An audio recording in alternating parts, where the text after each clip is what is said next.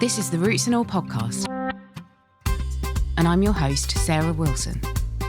Join me as I talk about all aspects of gardening with some of the top horticulturists from around the world.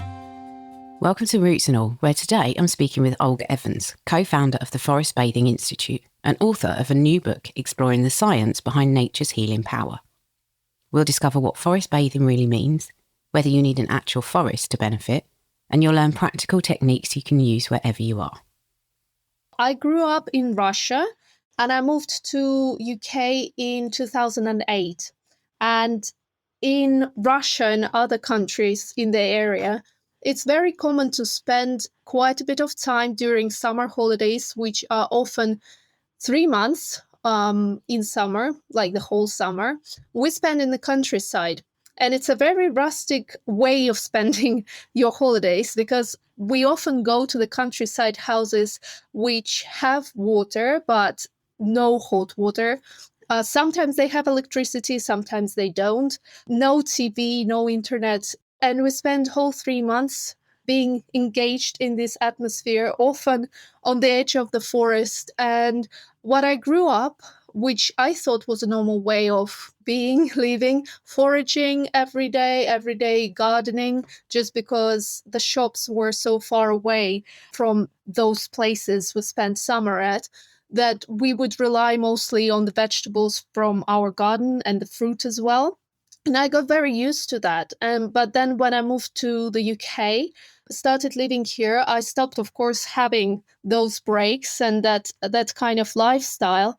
And I saw that, especially when I moved to London, my health started declining. I started seeing that I wasn't feeling my best and I wasn't sleeping well at that time. I was experiencing anxiety, also depression. At the time, I also didn't know that I was misdiagnosed, but I had autism, so that didn't help. But one thing that I found, and I've tried lots of things, I've tried meditation, which was helpful, and yoga. But what I've seen was that even 15 minutes in a garden, in a communal garden in central London, and I'm talking central London, we were at the time at Farrington, and I saw that it changed how I slept, it changed how I felt. It was like the weight was lifted off my shoulders, and suddenly I could feel more grounded, more myself. I was creative. And so at the time, I met Gary, who actually introduced me to forest bathing and the concept of how nature can help our health and well-being, and the research that emerged from South Korea and Japan into Shinrin-yoku, which is forest bathing. And I was fascinated, but I was only using it really for my own health and well-being. And while I was interested in research, I was still thinking that I would continue living in a city. And, I was preparing to work in PR after finishing my uni. But then I saw such an impact that those breaks had on me that it kind of took over my life. And then when we went on our honeymoon, Gary and I decided that we might actually pursue more into what nature can bring us in terms of health and well-being benefits and the research behind it. So we started the Forest Bathing Institute in 2018, and we started it with very bold move, inviting some researchers from the US to come and test us. And they came and they said that they really liked what we were doing, and they thought that there was a lot of promise behind it. So after that, we started talking to the researchers in the UK, the researchers in other countries across the world, including Japan, where it all started, and also the landowners, and trying to basically understand better how nature can help our health and well-being, and also researching it, because it's one thing to know, and I think many of your listeners might know that nature is good for us and might feel it. But in order for us to implement it at a bigger scale, like going to NHS and making it part of green social prescribing, it is really important to show the science and the scientifically proven benefits, which we started doing and still are doing. So now we're working with around 100 universities worldwide. And we also work with all the major charities and organizations in the UK, but also consulting the government here and abroad on how we can implement nature into the healthcare system to help save and also to help us get better. That's very encouraging to hear that it's being taken very seriously and, as you say, prescribed. But it's interesting what you said about being in the city, and forest bathing obviously says forest in the name, but are all green spaces equal? Do we need a forest, or can we do this in other locations? That's a really good question, Sarah. And in fact, I just wrote an article for a magazine that will be hopefully coming out soon, Caduceus Magazine, on that question. There are two ways to answer it, and there isn't a concrete answer, but I will probably just say what I think in my humble opinion. So there is a difference between the air chemistry between a park or a garden and a forest, especially if it's a, as we say, good quality forest with lots of variety of plants. And the thing is about forest bathing, lots of the benefits are thought to be coming from the airborne chemicals, which are also called volatile organic compounds. So once they enter our system through breathing or through the skin, they impact our immune system, they impact our stress levels positively. So they are thought to be a major component of why we feel so good when we go to the forests. But another thing that we need to bear in mind is that not all people have access to forests, and not everyone it's convenient to go to certain location that might be best suited in terms of air chemistry. So what we say is that we have to kind of weigh the two things, such as convenience and also safety, and also the benefits of the space, because there is science, of course, saying that the benefits of a more pristine space, such as ancient woodland, would be potentially higher. But then I argue, if someone is feeling uncomfortable in a forest environment, even if it's an ancient woodland, or if they feel stressed getting there, or maybe they feel like they don't like being in such a vast space, they prefer being in a park or a garden. So our physiology changes when we are stressed, and the benefits that we are receiving from forest bathing, from time in nature, they could be decreased, the benefits. So I would say that it's kind of very individual. That's why we can't say that forest bathing works a certain way for all individuals. It's very much works on a very personal level with each one of us. I suppose it's a big question. And as you say, there has been a lot of research done into forest bathing and in countries like South Korea and Japan. But what are perceived to be, or what have proven to be, the main benefits to forest bathing? So the main benefits so far have been shown that forest bathing can improve our immune system, and it can also decrease our stress levels and improve our sleep. But it can also regulate our blood pressure, which means if you have low blood pressure, it can help bring it up. And if you have high blood pressure, it can bring it down.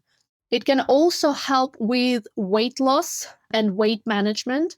And there are also studies now showing how it can help concentration, it can help attention, and also productivity. Because in countries like South Korea, for instance, who arguably have taken forest bathing to the biggest scale level, so they are doing forest bathing for all groups. They're starting from prenatal and ending with, they do lots of things for corporates, and they help children at schools, especially children who have been through bullying and things like this, very uncomfortable experiences. So they have really incorporated it at all levels of our life, because they've seen so many benefits. And of course, they're still continuing the research. But I think for them, the existing research was enough of a proof to kind of start implementing it at all levels. And I think the problem that we had here in the UK, which is a reasonable issue that we were faced with. So forest bathing came from Japan. And if you know, in Japan, it's around 70% or so forests that they have. And we have, in comparison, we have much, much smaller percentage of forested areas here in the UK. And the thing is, the forests in Japan are very different to the forests that we have here in the UK. Especially in the south, we have more deciduous trees and they have more coniferous trees. So the difference would be also in the chemistry. And as we know, the chemistry of the air is one of the main components that were thought is impacting our benefits from forest bathing. And so for us, I think we are still, even though we've been doing it for 8 years now, the research and implementation of forest bathing, we are still kind of in a beginning stage, because in Japan, they've started researching in 1980s, because that was the response to the stress epidemic in the country at the time. But we've just started. And the argument is that our environment and our forests could be different to Japan. And maybe it's just about the Japanese plants that produce very specific air chemicals. And that's why you get the benefits from forest bathing. And hence we had to kind of not disregard, of course, there is promise in Japanese science, but we had to replicate all the science here in the UK, which we're still doing, to have determined that it's not just the forests or the plants that they have in Japan. Oh, that's fascinating. Yeah, so place-specific benefits. And I just want to pick up on what you were saying about stress, because you use a term in the book, which is techno-stress. Can you explain that a little bit? Yeah, sure. This was actually a revelation for us too, because one of the main researchers into forest bathing in Japan, Dr. Chingli, who is now our scientific advisor, he told us about that term. So in Japan, they actually see forest bathing as a response to technostress. And technostress is basically the stress that we get due to the overuse or inappropriate use of technology, in a sense that we don't take breaks from it or we spend too much time on it. And so in Japan in 1980s, if you look at their history, they were trying to push the economy quite a bit, same in South Korea. And you could see lots of improvement coming out of this push. Of course, economically, we could also see big jumps in technological progress. But the thing is, they also noticed very big rate of health issues, especially related to stress. And so they saw it as an epidemic, especially technostress, which is linked to, of course, overuse of technology. And so the Japanese government took things in their hands. So they decided that they needed to look at the resources of the country and see what could be helpful for the population in this technostress epidemic. And so, as they are a very much forested country, as I said, about 70% now forests they have, they decided that they could look at the benefits of nature and how this resource that they have plenty of can help people with that technostress. But of course, technostress exists everywhere. It's not just Japan. Japan had such a big problem just because they had experienced such big growth in technological development and also in economic growth in over such a short period of time. But really, technostress is now something that we experience worldwide. And I think this term might not be so familiar for many of us yet, but we will increase awareness about it, I think, in the upcoming years. Definitely. I mean, you've actually brought out a book detailing the research that you've done, but also what I really like about the book is you actually give practical ways that people can do forest bathing. So I wondered if you might just pick one or two examples to talk about that you give in the book that might help people engage with this as an activity. Sure, yeah. So the thing is, what I like to share with people, and of course what we were trying to share in the book, is that nature connection will look different according to every individual and their needs and their current situation. Because it's, of course, wonderful to say to someone who lives in the middle of Derby, say, I'm just picking a city, and say to them, hey, you should go to a forest. Well, if they're stuck all day in an office space and they have other commitments besides work, it's just not plausible that they'll be going to forest anytime soon. There's not going to be any benefit for them because it's just something that they might hear about and then give up on. But what we are trying to do at the Forest Bathing Institute is show how you can use different environments, including cities, including different types of forests or natural landscapes, to connect with nature, and how easy it can be, because the research shows that even 15 minutes in nature, if you're not using your phone, that's one condition, can help our health and well-being. And so we have spoken a lot to also the specialists who work with people with reduced abilities or different abilities and who can't go outside at all, not even in their garden or communal space. So for those people, there are still things you can do. So the research shows that even looking at the pictures of nature, even if they're on your phone or on your computer, that can help. Introducing natural sounds, such as listening when you're commuting to work and from work, listening to nature sounds can help. So even simple things such as looking outside your window when you are at an office and watching the clouds, that helps switch our attention from this concentration on the computer. It can give our eyes a moment to take a break from this very concentrated work.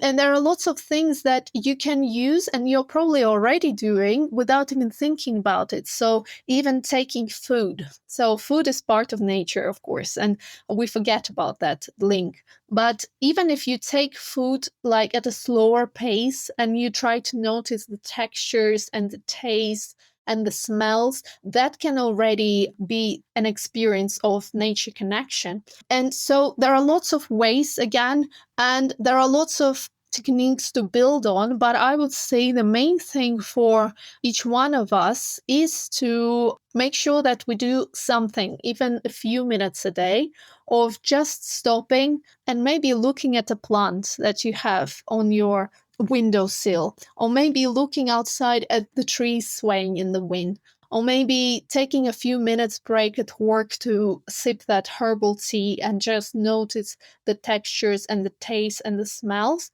So those mindful moments, and mindfulness is a big concept now, but it's a big part also of forest bathing. It refers to slowing down and taking time to notice things around, which has been shown to really impact us on a very deep level, including our brain neurology. And it can help us switch from that state of very directed attention, and it can help restore our ability to focus and concentrate, but also give us that space to look at things from a different angle. So sometimes things can be overwhelming, but when you take a step back, you suddenly can see another solution and you can see the problem in a different light.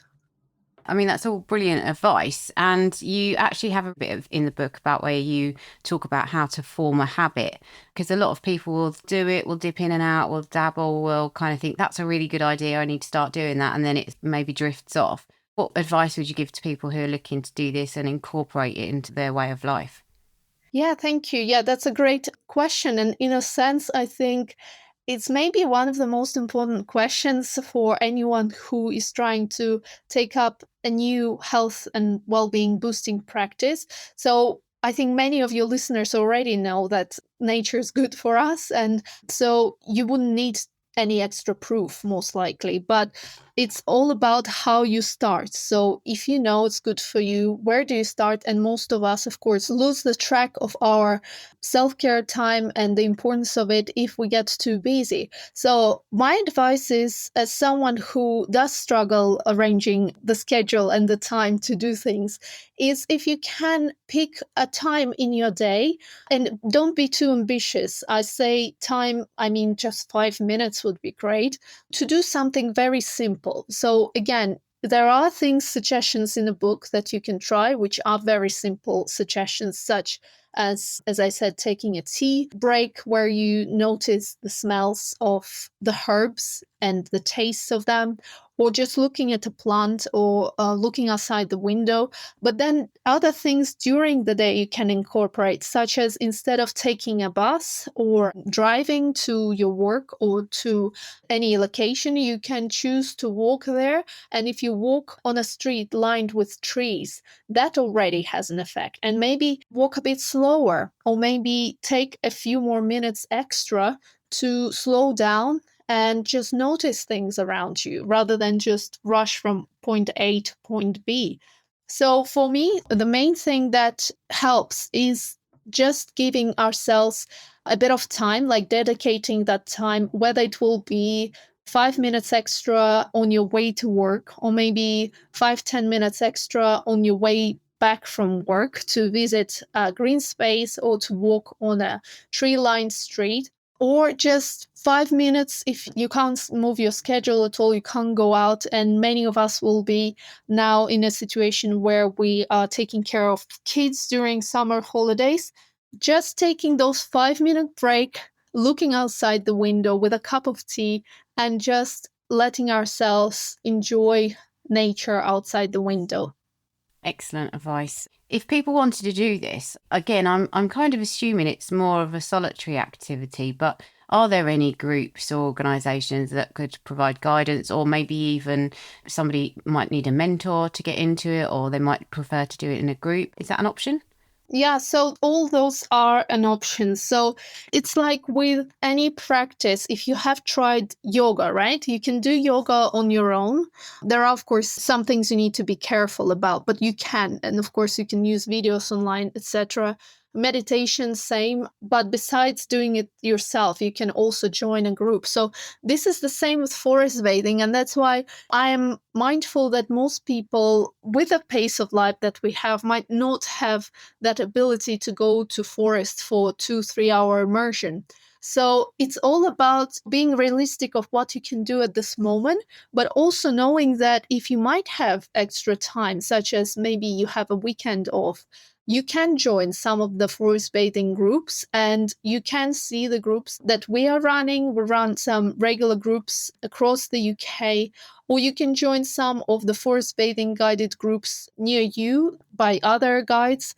You can basically even do a virtual forest bathing now. We don't do that yet, but there are lots of options out there.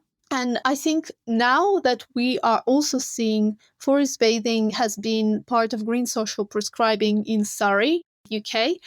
So that means that we've already done a few of those runs, but those are funded sessions. And that means if you go to your GP and they deem that forest bathing can be helpful to your health and well-being, or to the condition that you present with, they might direct you to a funded group in your area that is free to attend because it is funded.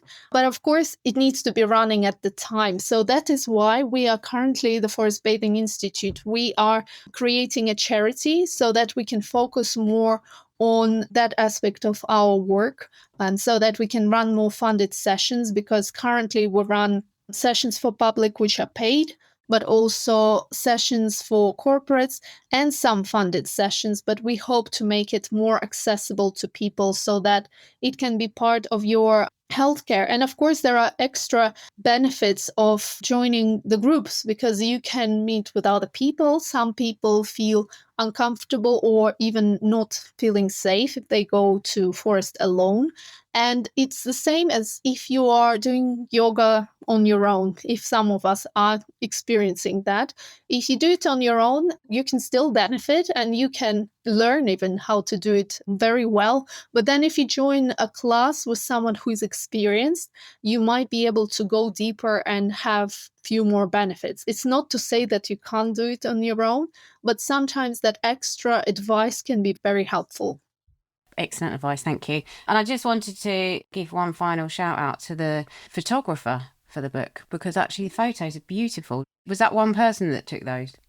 Yes, that's Dominic Tyler, and I'm going to have an interview with him myself because we actually had such an amazing response about his photos as well as the prints.